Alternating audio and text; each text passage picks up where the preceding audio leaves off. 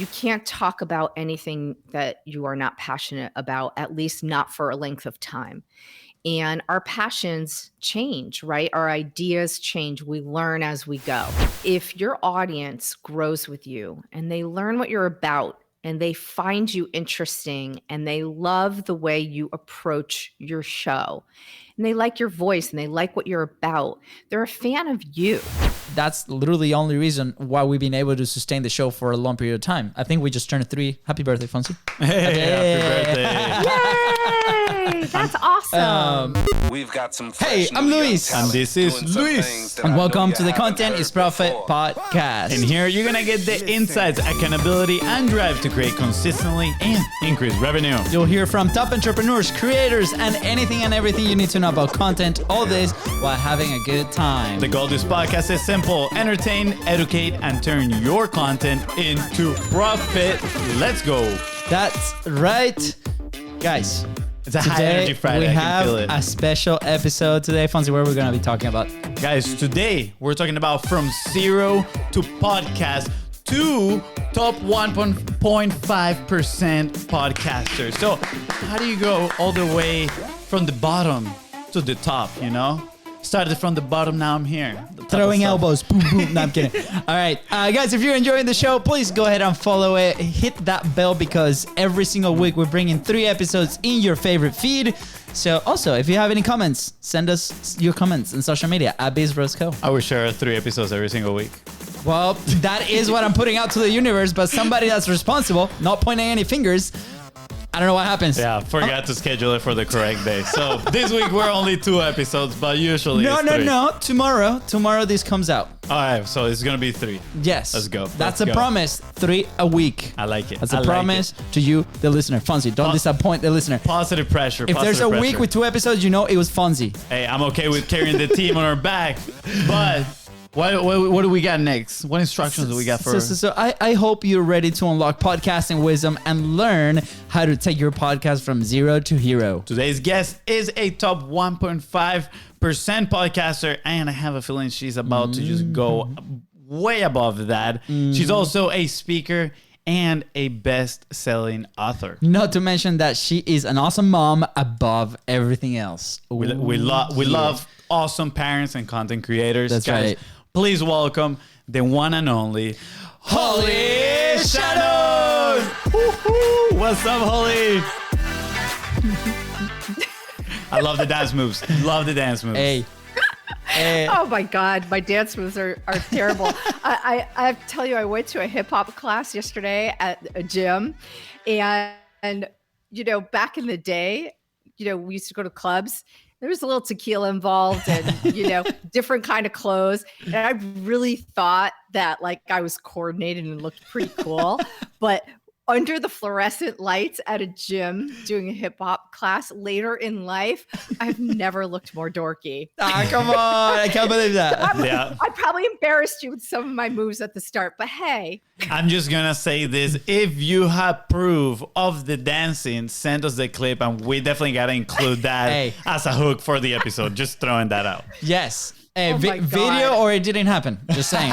Saying. No, I it's best that people do not see what I did to those moves. Really, I would become a meme for sure. It's funny in our country in Venezuela, dancing salsa is like this rite of passage, right? Like you become a man once you start dancing salsa, right? It's like it's so challenging, and Fonzie has always been really, really good, but then I had a really hard time trying to get into salsa. And I remember it was like one day where I was with a group of friends and it was just me and Adriana was her name.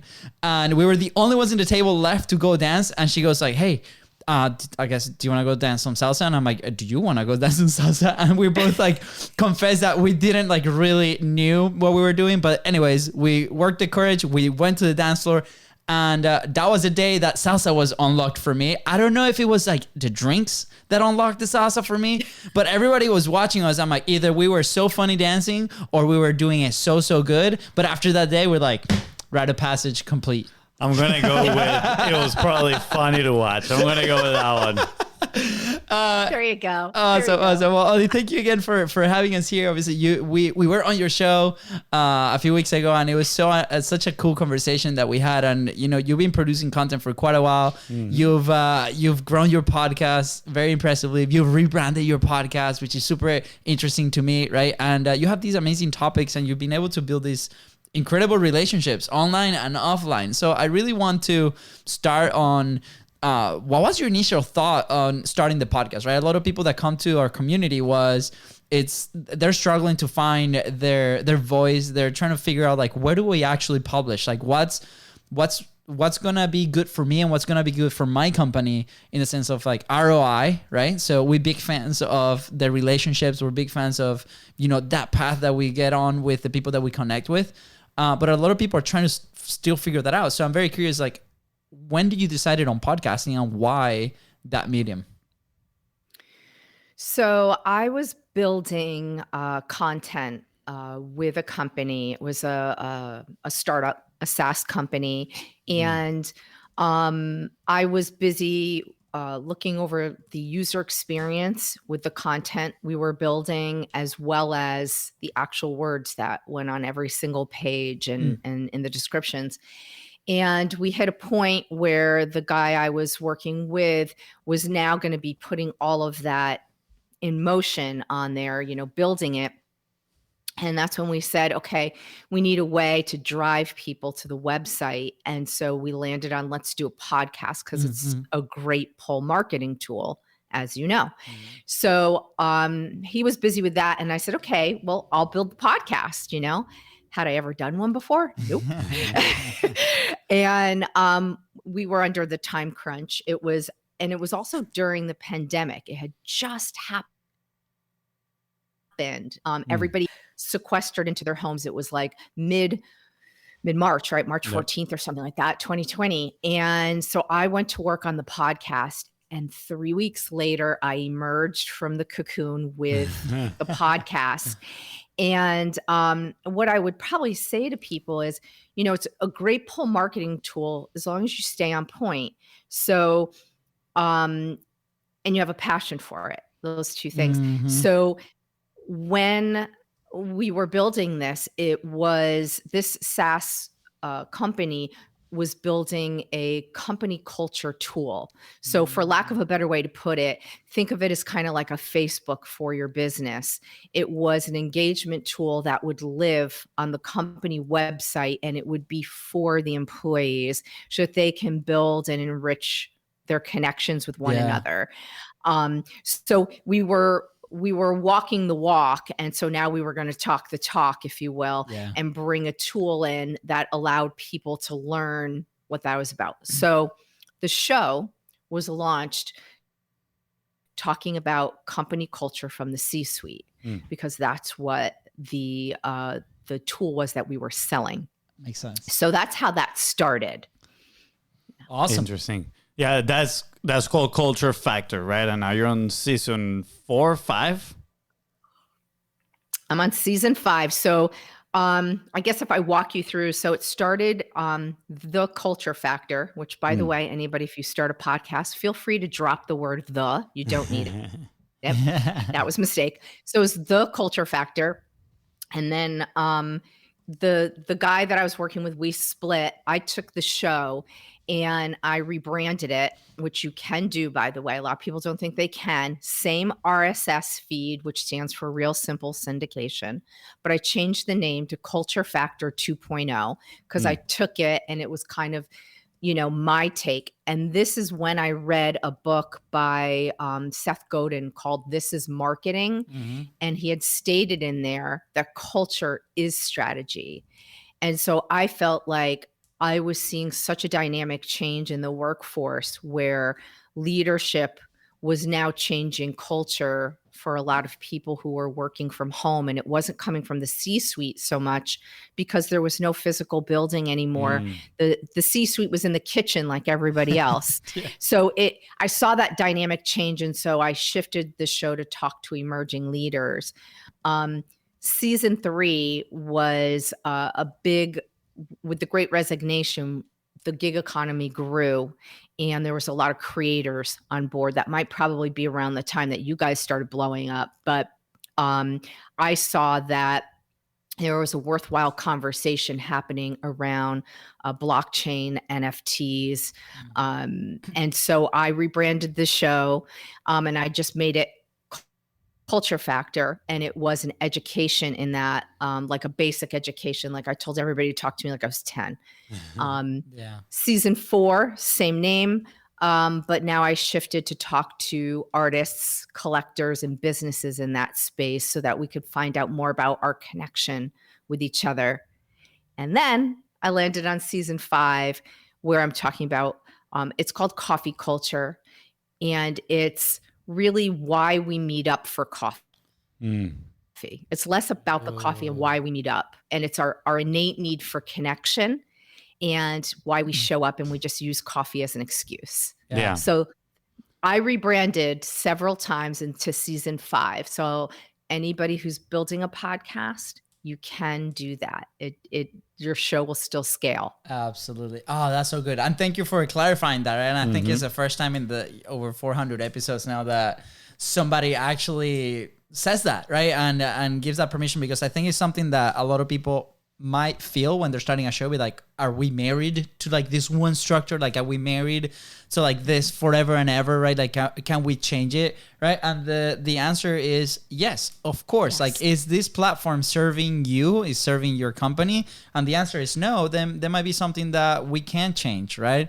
So I think that's gonna bring a lot of peace of mind for a lot of people that are either starting their platform or even trying to figure out, like, should we actually evolve our show and change it just a little bit so it fits our necessity, right? Like absolutely awesome. Yeah, I think, Luis, you're hitting the nail on the head. The thing is that you can't talk about anything that you are not passionate about, at least not for a length of time.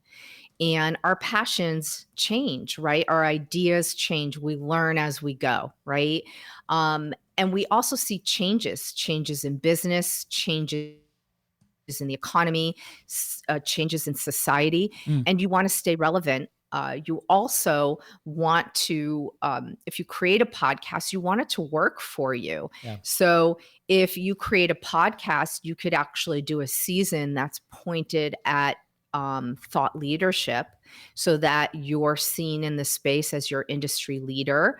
And maybe that affords you the opportunity to get on other shows or get on the stage. But you might want to devote to bringing other people onto the show that maybe you'd like to partner with at some point and grow your business with them. So that season might look completely different than the one prior. So it's your digital real estate. Like, you need to fashion it to suit the direction that you want to go. And I give you permission. You can. It works. Yeah, I like how you mentioned the digital real estate, right? I am curious though, right? Because I'm going to put myself in the shoes of the listener that maybe has been listening to some podcasting advice now for a while. And a lot of it is, you have to find your niche, like the one thing. Now I look at Culture Factor, right? And like you said, multiple seasons, all of them talking about different things. And like you mentioned, right, the digital real estate. And I think that's very exciting. And some people might be getting excited, like, wow, does that mean I don't really have to just speak about one thing for the rest of my life? How cool is that, right? But at the same time, with most people going into podcasting, trying to grow their podcast, grow their audience, right, or grow their business, they might be thinking or having some doubts about the process of how do I pick these next topics? Are they related in a way, right? Are there for you the guests on season 2 and 3, right, becoming business partners or new opportunities as well, right? How can we guide them to understand a little bit that maybe just niching down in one specific topic is not just the only option? So I love the way you position this question, because the thing is that you always run a risk when you make a change, right? Like, life is full of risks. And I'm from the school of thought that if your audience grows with you and they learn what you're about and they find you interesting and they love the way you approach your show and they like your voice and they like what you're about, they're a fan of you. Yes, they're a fan of the content. And if you start talking about, raising kids versus building houses, you might completely lose your audience because they maybe don't relate to that anymore. Maybe they're parenting and they're not into construction, right? Yeah. So, that might be a big leap. And I certainly took a leap of faith when I changed. But my thought process was, I'm growing, my audience is growing, I'm seeing these trends, and this is the direction I'm going to take it. Yes, there was 100% chance that I would lose some listeners in the process. But if I also was delivering a podcast that I no longer had passion around, or I couldn't build content anymore, it felt like I had squeezed it dry. Do you know what I mean? That could be detrimental too. And I could lose listeners. I could lose as many, right? Mm-hmm. If I had no passion behind it. Yeah.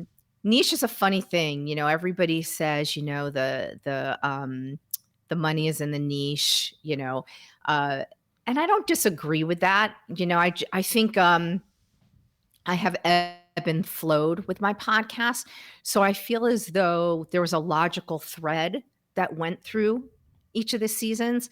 Maybe some people didn't feel that way. And unfortunately, I'll probably never be able to track if I lost people because of it. But I was able to maintain the listenership when I look at like third-party data.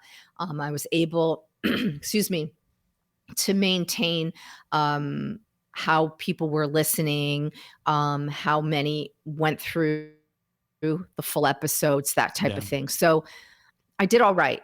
So I think it's doable. Yeah, absolutely. And I do see, looking at your website right here and looking at each of the seasons, I do see kind of like a slight overlap to the previous season, which I think it does help. It wasn't a sudden change. You weren't talking to C-suite leaders and then all of a sudden you were talking about soccer. You went from, C-suite culture to emerging leaders, right? Which some of them might be in the C-suite. And then you went from emerging leaders to emerging technologies like Web3 and NFTs. And then you said you went for artists and collectors on Web3, right? So I can definitely see the overlap, how one topic connects to another. And it sounds like it is a progression of sense. Absolutely. You hit the nail on the head again. You guys are great. It is a progression. And it just comes down to wanting to grow and learn. And I am somebody who is a perpetual and lifelong learner. I am always consuming books and podcasts and exploring different hobbies and things. So I'm hopeful that people feel that energy and they want to learn too. So they're kind of along for the ride with me. And I'm not too proud. Like I said, I told people in season 3 to talk to me like I was a 10-year-old because conversations around cryptocurrency, Web3, blockchain, all those things are really new concepts to people. And I didn't want anybody to feel left out. I wanted them to understand like these are cultural conversations. I want to know what they all mean because they're all in the news and all my newsletters are saying things and websites. I just want to know what it's about and I want to like understand it on a broad level. And so that's what I was bringing. Yeah. I love that. We're big fans of creating from an intrinsic place, right? And I think that was like the thing that changed everything for us in a sense, as we reflect back on 400 episodes. Before that, we were trying to publish for 3 years in a row with like no success. We're like chasing the shiny object. We're trying to figure out like, hey, how does Gary Vee does it, right? We couldn't understand like what are the resources that were involved, what was the time that was involved, what was the experience that was involved, like all these elements, right? And for somebody to put their thoughts in front of a camera it can be very challenging, right? In a sense, right? So there's obviously different ways to create and produce something, but at the end of the day, if this is something that the company or the entrepreneur or the personality considers to be something long term, I truly believe that the only way to keep that up for a long period of time is like, are you actually enjoying the process of doing this thing, right? And of course, there's going to be tasks in the whole process that you might be able to delegate different thing. But if you choose to be in front of that mic or in front of that camera, do you actually enjoy that process, right? Not just recently, we heard an interview with Anthony Pompiano. So he has a big financial podcast, and he does a daily morning show with his brothers, and they go for 2.5 to 3 hours every single day, right? And that's a heavy lift, right? Yeah. And a lot of people are like, oh my gosh, that's crazy. That's a lot. And for him, he's like, guys, you got to understand, I do this for me. I love the research. I love the fact that I get to hang out with my brothers and do this thing together every single day. Does it get tiring? Yes, absolutely. But at the end of the day, this is what I love to do. And they've tried multiple formats before, right? So I think part of it is having the freedom to choose a path, try it out, be like, man, like this is challenging, or I don't want to do it, or I don't resonate with this type of content, right? Let me try something different, right? And just because we're inundated with trends, or, with the captions, we have to do the captions the same way, like Alex or Mosey, right? No, you don't have to, right? At the end of the day, it's like, are you comfortable with that? We actually had that conversation this morning. We're like, we saw a couple of feedback videos. We're like, our priorities, can we be consistent over a long period of time? Can we be frequent over a long period of time? And then we adapt the process based on those two priorities for us. Are we having fun in these conversations? Are we learning in these conversations, right? If we're learning, I am 100% sure that somebody behind, their headphones or their screens are also learning. And that's what kind of drives us forward. And that's literally the only reason why we've been able to sustain the show for a long period of time. I think we just turned 3. Happy birthday, Fonzie. Happy birthday.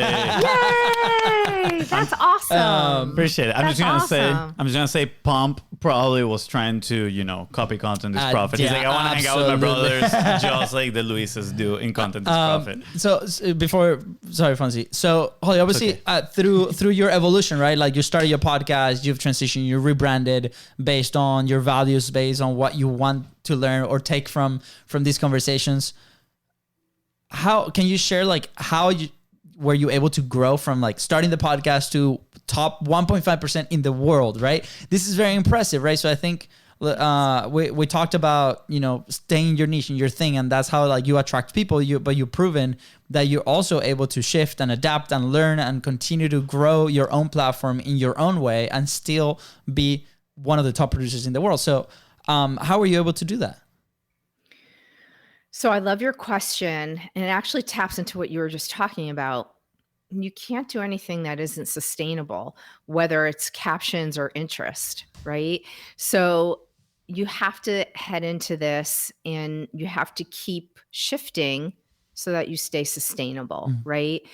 I put a lot of work into getting to this point, but I'm a one-woman show. So like, I was posting on all social media. I was showing up to shows and speaking. Sorry, I think the allergies. No worries. And I was showing up. That's what I was doing. I was really showing up. I was trying to remain as consistent as I could, give myself breaks when I just needed, that time. It's probably not a really clear-cut answer. It was, it was a few things. It was starting the podcast. It was writing the book. It was getting out there and sharing the book. It was applying to speak on other podcasts, applying to speak on the stage. It was getting on the plane and traveling. It was a lot of things that I threw at it to try and make it all happen. It was never just one thing. It wasn't just showing up and recording and publishing something once a week. There was a lot of factors that went into growing that. I will say that I made a lot of mistakes along the way. Holy crap, I made a lot. One of the things I did in the beginning was I created a page that was for Culture Factor and a page that was for Holly Shannon on every social media platform. So LinkedIn, Twitter, Instagram, Facebook. Well, let me tell you something. posting on social media in 2 different voices every day. You know what I mean? Like leading up to something launching, like an episode, the day of, the day after, keeping it going.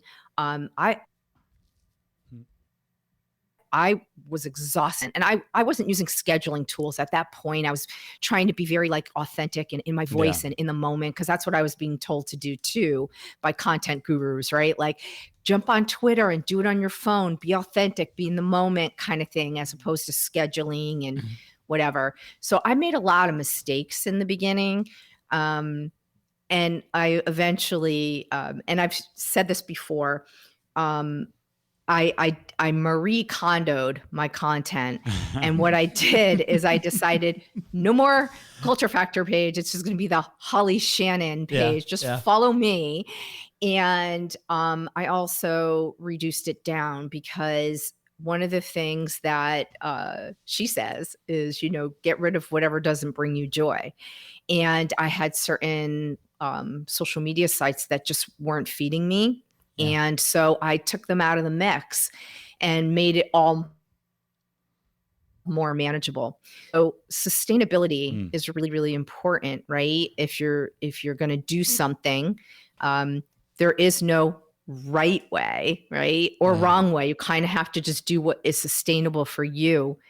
And I do want to make one mention. You said Gary V, and, you know, he rebranded too, everyone. You know, he used to always talk more about building content, that you should be posting every day, that you should be writing blogs, that you should be building your email list. And then he started being very much a motivational speaker. It was a little less about that and more about, you know, your mental health and, you know, working on yourself. And then of course he talks a lot about his NFTs and VCon. So we all change over time. Yeah. So here's your permission to do what feeds you. Yeah. That's pretty awesome. When you mentioned Marie Kondo, kind of like go off what doesn't bring you joy, I was about to push my brother away from the screen. I'm kidding. He brings me a lot of joy. Throwing under the bus moment over here. We need this graphic with a bus just like going across this. He's a great brother. So mean. It's okay. Holly, you can tell I'm the younger brother. Clearly, I'm the best bro. Yeah, I'm just saying. So Holly, there's brotherly love. Yeah, brotherly love. Exactly. There are 2 things that resonate with me when you're talking right now about sustainability, right? Is removing the friction. You talked about, you know, finding a way that works for you, right? Based on the capacity and the resources that you had available at the moment. And a lot of that capacity too is mental capacity, right? Because, I mean, you're a mom, so I'm sure you not only were worried about social media during the day, but you had a lot of other things to worry about, right?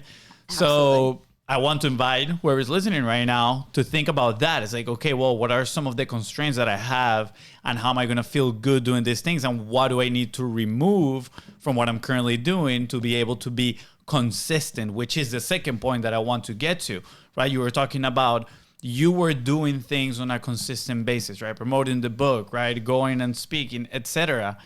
And what a lot of people don't understand, well, first of all, I feel we live in a culture of quick wins, right? People just want the shortcut. Show me how to go viral right now. But what people don't understand is that virality most of the time is just a product of consistency, because you become so good at doing something that eventually you create something that is worthy of going viral, right? So when you're talking about this consistency, in my mind, I'm like, this is what people need to understand, that for whatever it is that they're promoting to grow, whether that is their podcast or just one of their social media channels, they need to be consistent, because then one of those pieces of content is eventually going to bring in more attention and is going to lift overall the brand. And we saw that with one of our clients, right? He was having an average, I think, between 4,000 and 10,000 views per videos, and he posts multiple times a day, but he's super, super consistent.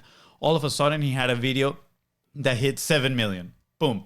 Out of nowhere, right? And then you could see the lift on his entire brand. Everything started getting 6-figure views.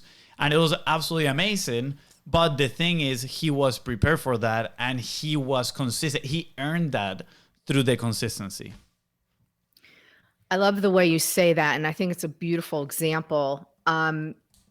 What I would say is, so I want to talk to the virality piece of it, because not all virality lifts the brand, right? Mm-hmm. He had done True. the work.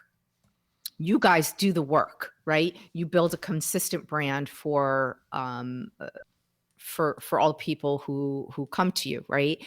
And sometimes it works and sometimes it doesn't. Like I had a reel that it got like 50,000 views, okay, which still is fine, right? When I tracked that, I didn't get one new follower. So, it doesn't always translate the way you would like it to translate. So virality is kind of a funny thing. Everybody, it's like the girl that got away. Like everybody wants to chase that. But, I kind of feel like chasing virality doesn't always yield what you think it's going to yield. Yes. I know some people who have the virality and they have like a lot of hate speech in their comments, like haters on them or bots saying promote on this. Yep. So not everything is perfect. And I think that, like you said, just showing up, doing good work is gonna grow your brand, right? It's gonna grow you, and you need to be proud of what you put out. Like you need to be able to like look yourself in the mirror at the end of the day and say, I did really good stuff here. Some of what people do to become viral is not always like on their ethical barometer, right? Like they kind of make some decisions that, like I'm sure if I wanted to talk about sex all day, I could probably change my numbers, but I don't really want to.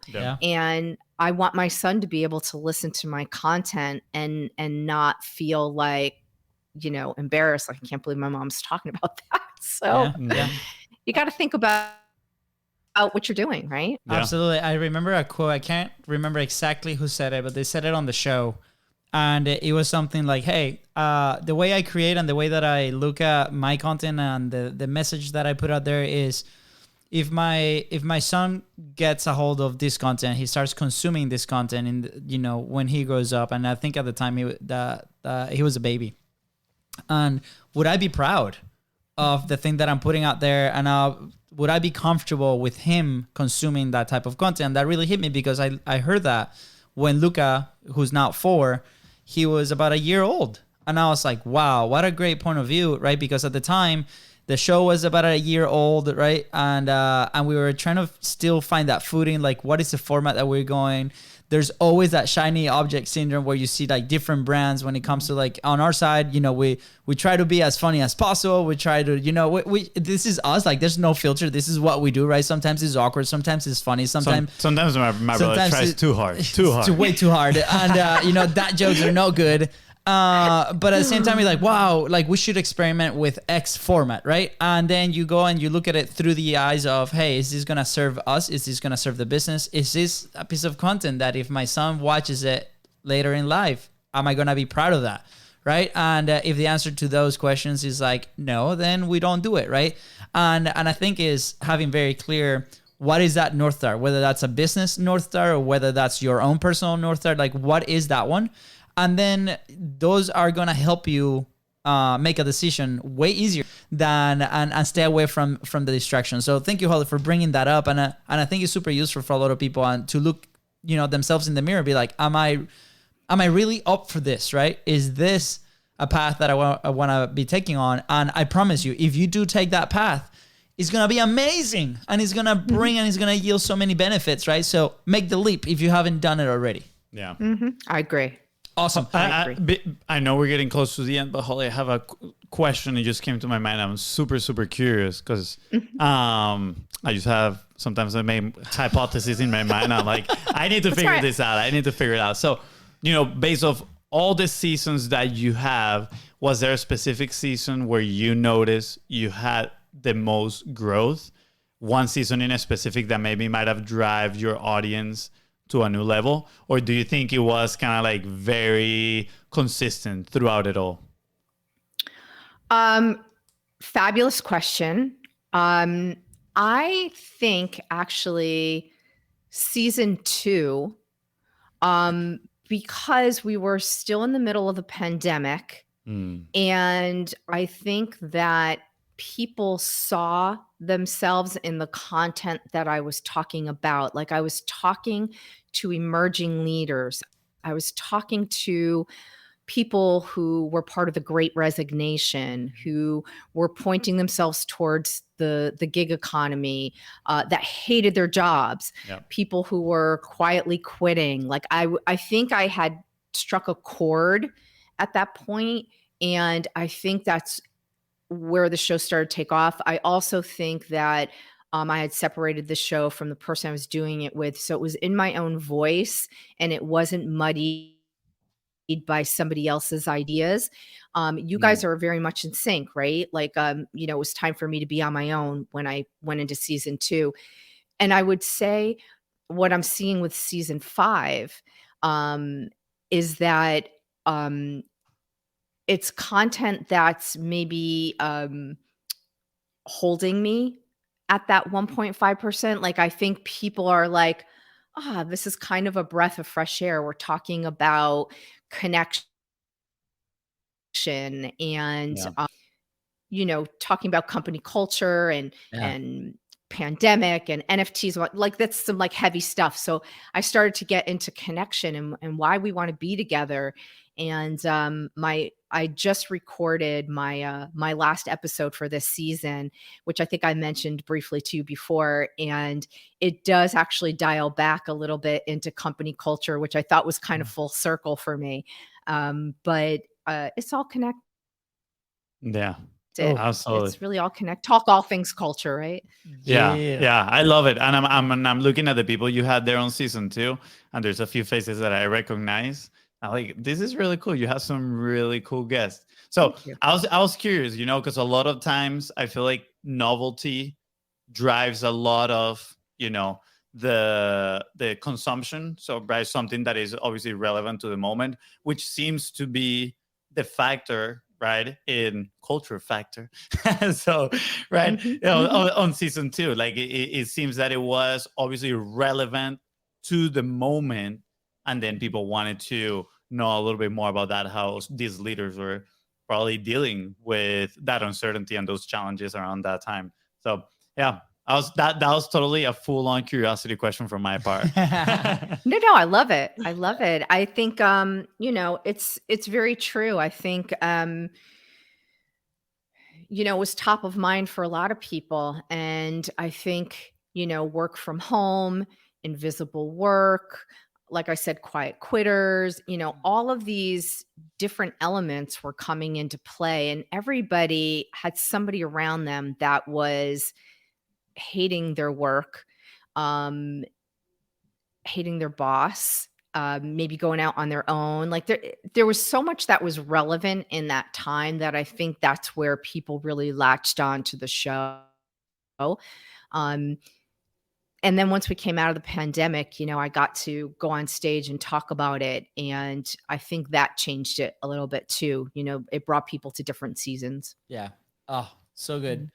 Holly, again, thank you for coming to the show. I have like 2 last questions. I know we've been like wrapping up for the last 30 minutes, but it's okay. No, that's all right. That's because you guys are so awesome. You're part of the Hispanic goodbye now. That is true.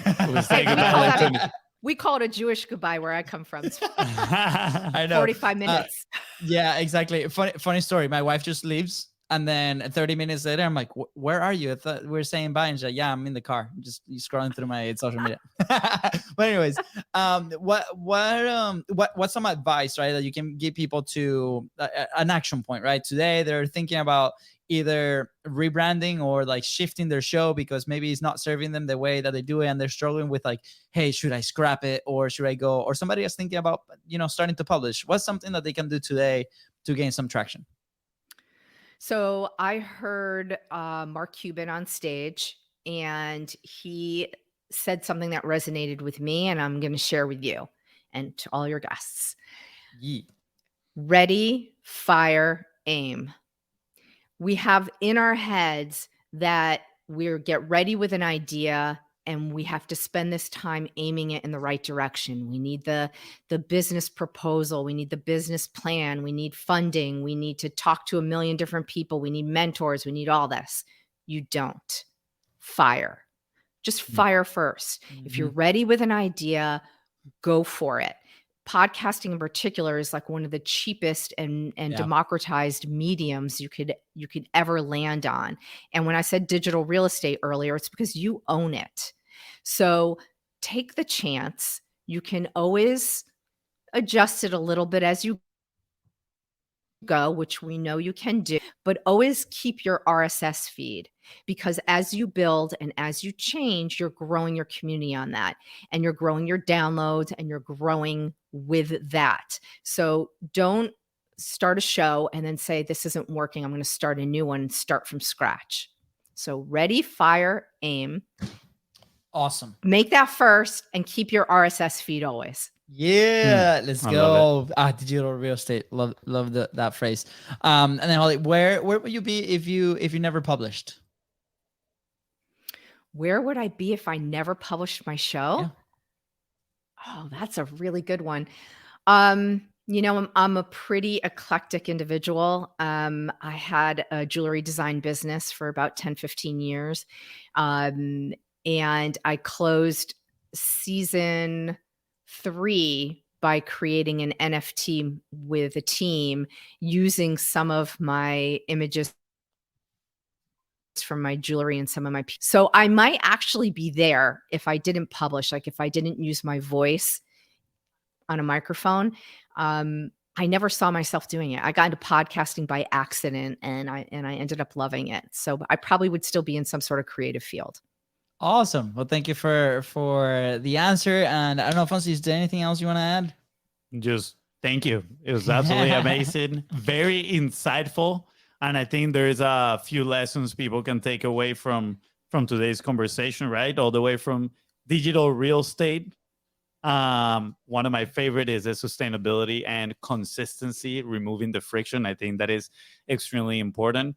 And at the end, I really enjoy about discovering kind of like that novelty drives consumption as well. And how can we maybe frame what we are creating within the current, relevant challenges that are happening as well. And I think we've seen that with our content, because a lot of the content that, takes off the most is usually when we're talking about things that are very relevant at the moment, like AI, for example. Yes. Absolutely. And that's very, very relevant. And we have to, that's a whole other conversation I could have with you, but it's equal parts, interesting and quite the breakthrough, and equal parts dangerous. So there's Absolutely. A lot of pieces to that we could have a whole other conversation. Oh yeah. That's like a whole summit type of deal. But Holly, is there anything you want to add before we head out? No, I just want to say thank you to you guys. I love your energy, and I thank you so much for sharing my voice with your community. It's really huge. Thank you. Absolutely. You now have 2 Venezuelan brothers. I love that. You're a sister now. And our family keeps growing, Fonzie. I don't know what we're going to do. We need to do a family reunion. Studio. I know. I'm coming to the reunion. That's right. For sure. I have to, I got to learn salsa, right? Oh boy. There we go. I already started sweating already. Yeah, that's it. Sweaty pits moment. Anyways. It'll probably be better than my hip hop. Okay, well, this is the deal. I do some form of salsa, and then you do some form of hip hop, and then, we learn from each other, and we're good. Love it. Awesome. Guys, with that said, thank you for coming to the Contents Profit podcast. Go ahead and follow the show in your favorite podcasting platform and on social media at BIZBROS Co. That is Ryan and Holly here, help you move one step closer towards your goal. Please don't forget to share this episode and follow Holly as well. Listen to her podcast, and don't forget to leave a 5-star review. See ya. Bye, guys.